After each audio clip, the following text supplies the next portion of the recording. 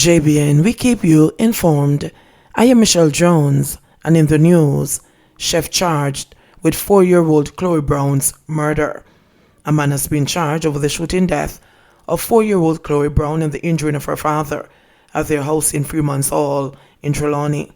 36-year-old Kevin Williams, otherwise called Bugged, a chef of Freeman's Hall in the parish and Red Hills Road, Mount Zion in St. Andrew, has been charged with murder, wounding with intent, burglary, and illegal possession of firearm. His court date is being finalized. The police report that about 12:40 p.m. on Monday, January 11, Williams, armed with a gun, reportedly gained entry to the house through the roof, and a struggle ensued between him and Chloe's father. Williams reportedly fired several shots, hitting the father in one of his legs. Chloe, who was asleep on a bed, was shot in her abdomen, according to the police. Chloe and her father were taken to hospital, where she was pronounced dead, and her father admitted in stable condition. The police say Williams went into hiding and was later found by residents and handed over to the police. Williams was subsequently arrested. Man charged for Cynthia Robinson's murder. The police have arrested and charged the man in connection with the January 9 murder of 59-year-old Cynthia Robinson and the injuring of a man in Kingston. Charged is 24-year-old Oliver Reed, otherwise called KJ, of 5th Street, Kingston 12. Lawmen said that about 2:40 p.m., officers were on patrol in the area when they heard explosions. They proceeded to the area to investigate, where they saw both parties on the ground with gunshot wounds. They were assisted to the hospital, where Robinson died and the man was treated and admitted.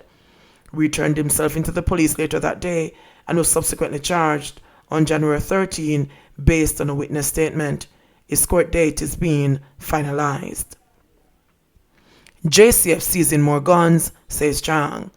The Ministry of National Security says 103 legal guns and 1,208 rounds of ammunition have been seized since December, following the rollout of the ministry's Give Up the Guns campaign. The illicit trade and sale of firearms by gangsters is still the number one challenge for law enforcement in Jamaica. With the continued help of citizens, we'll continue to disrupt gangs and reduce their capacity to unleash violence in our society. The ministry said in December 2020, the police seized 64 firearms, which represents a 52% increase on the 42 seized in December of 2019. Meanwhile, the ministry noted that for the period January 1 to 12 this year, 41 illegal guns were seized by the police, compared to 19 over the corresponding days in January 2020, an increase of 116%. The Give Up Guns campaign under the ministry's Live Good anti-violence program is aimed at encouraging citizens to provide information about illegal firearms and ammunition to Crime Stop. Minister of National Security Dr. Horace Chang said. Chang said under the proposed new Firearm Act, once passed, the penalty for people found with illegal firearms will be significantly increased. To ensure this legislative provision brings about the desired outcome of inter alia, deterring criminal activity, curbing lawlessness, sharply reducing crime and violence, and improving public safety. He said all Jamaicans must play a part in supporting the police in its crime-fighting efforts and help to rid the country of illegal guns and ammunition.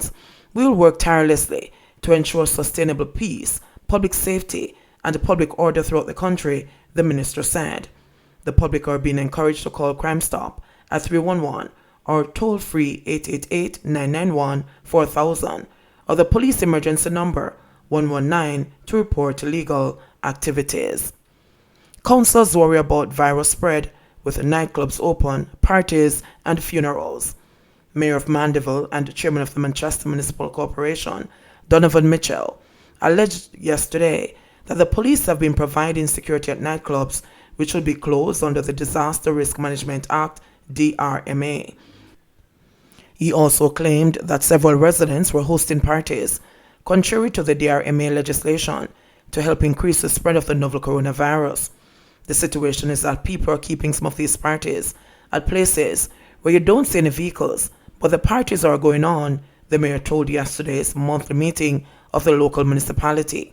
When contacted by telephone, head of the Manchester Police, Superintendent Gary Francis, said that he had not been aware of the allegation of police doing security work at nightclubs, but promised to commence investigations into the claim.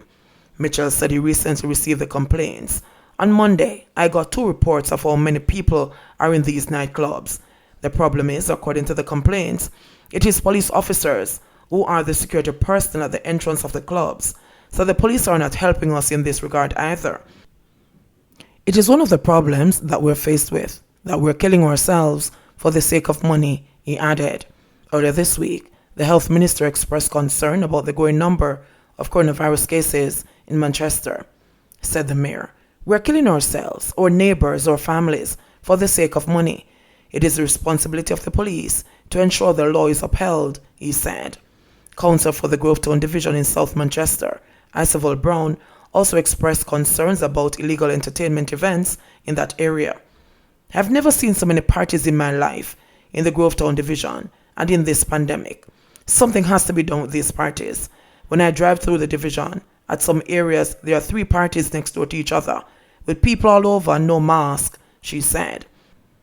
Medical Officer of Health for Manchester, Dr. Nadine Williams, disclosed that the parish has continued to see imported coronavirus cases. "In terms of the quarantining for travellers, it is a concern for us as well, especially over the Christmas holidays, with an increase in travellers daily entering the country, and it was really not possible for us to monitor all of them," she said. Councillor for the Craighead Division, Omar Miller, also raised concerns about visitors breaking the 14-day quarantine order. "I realize that in my division, there are visitors who come into the island, whether to bury the dead or any other function. And when you ask them how many days they will be here, you're told a week or less," Miller told the meeting. And Councillor for the Johnsall Division, Faith Sampson, told the monthly meeting that funerals should be allowed to be kept in churches because of the large crowds at burial grounds, despite government's rule limiting the number of people at burial sites to 15, including the clergy. "I'm suggesting that we bring on board the ministers of religion and the funeral directors to assist us in crowd control, because what is happening now, it cannot continue. The funerals are bigger than usual because they're in an open space. Personally, I think we should go back to the church where we can control the amount of people who enter," she said. "I think we probably need to start holding ministers responsible. If they go to a funeral and see the crowd too big, they should say, 'No, I'm not doing this,'" she added. Councillor for the Walderston Division, Leroy Mitchell, said the police should be informed about funerals so they can assist with crowd control. Councillor for the Malgully Division, Ron Kennedy, suggested an extension of the nightly curfew hours in the parish to help control the spread of the virus. Williams announced his reopening of tablet request platform. Education Minister Favour Williams on Tuesday told Parliament that her ministry is working to address issues being faced by parents trying to access the government's portal to get a tablet device. As a result, the platform will be reopened on February 18. The Own Your Own Device Initiative program is an initiative through which the government is assisting with the purchase of tablets or laptops for students who are in need but are not on the program of advancement through health and education. As of December 31, 2020, some 17,773 requests were submitted to the electronic system, which approximates to 49% of the target.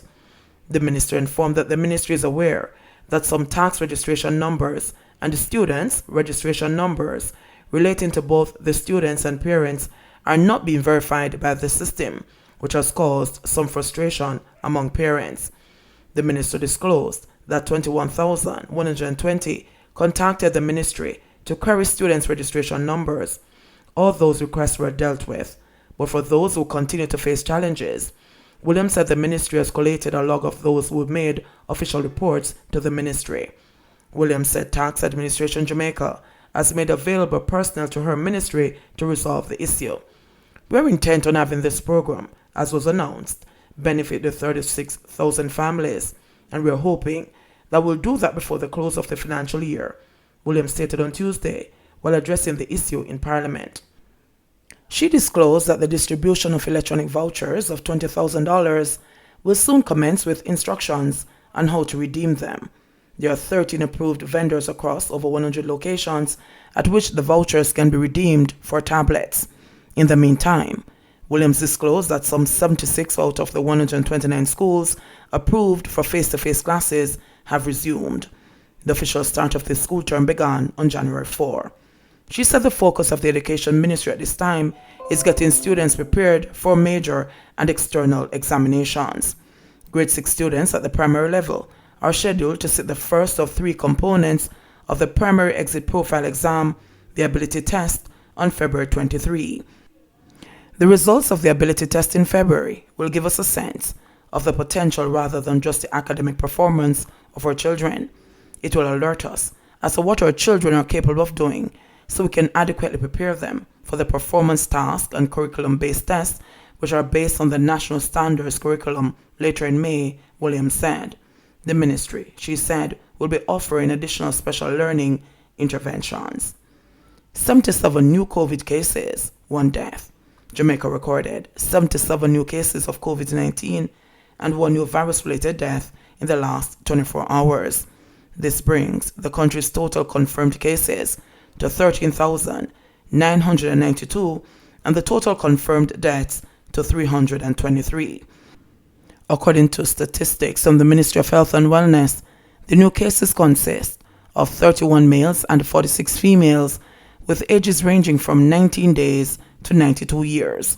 The newly confirmed cases were recorded in Kingston and St. Andrew, 44, St. Elizabeth, 7, St. Thomas, 7, St. Catherine, 6, St. Mary, 4, Clarendon, 3, Manchester, 3, St. Anne, 2, and Trelawney, 1.